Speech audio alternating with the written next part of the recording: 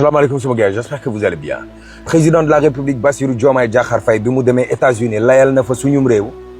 ci bor bi ni mu diisee fi suñu kaw njàng meeg formation professionnelle bi ni mu amee jafe-jafe. Booba jamono la ANSD def ab gëstu daal ne Sénégal taux de chômage bi yokku na de 3%. gaal gii ñu gisoon fii ci boori Ngor fanweeri néew kon ñoo ci nekkoon ñëpp demoon nañ bay yàqu lu war a tolloog ñeent ci ñoo xam ne dañ doon fab xale yi di leen yóbbu Barça mbaa Barça yoon teg na leen loxo ak ay mool yoo xam ne dañ doon mbubboo tëmbkat.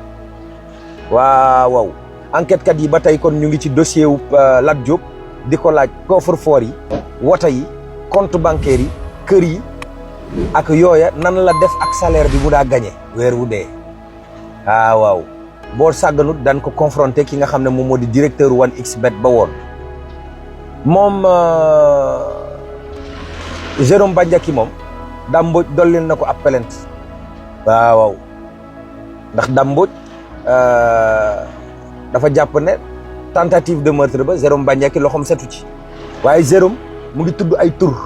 loolu moo waraloon ñu dem seeti woon Farba Ngom ca këram. politique ci Sénégal Serigne Moustapha Sy, Déthié Fall, Barthélémy Diaz, Khalifa Babacar Sall, Papa Djibril Fall, Thierno Bocoum, Anta Babacar Ngom ñoo ànd na dañuy ut nu ñu faagagalee Pastef. waaw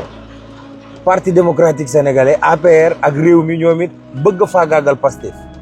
waaye Doudou Wade ak Woré Sarr ñoom d'accorduñ ci doxalinu PDS bi waa Pastef ñoom dañuy demal seen bopp à part.